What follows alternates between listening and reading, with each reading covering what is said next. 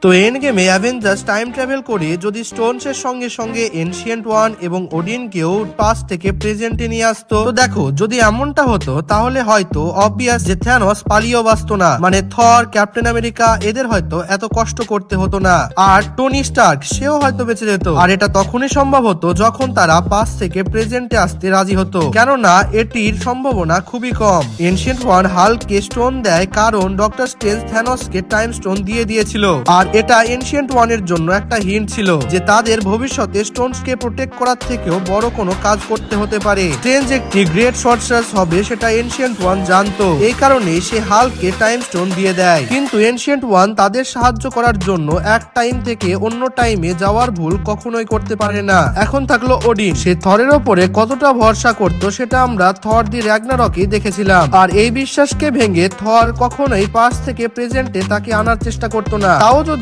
Avengers ওদের কোনোভাবে নিয়ে আসতো তাহলে হয়তো টিভিএ ভালোভাবে এদের সামনে বাধা হয়ে দাঁড়াতো।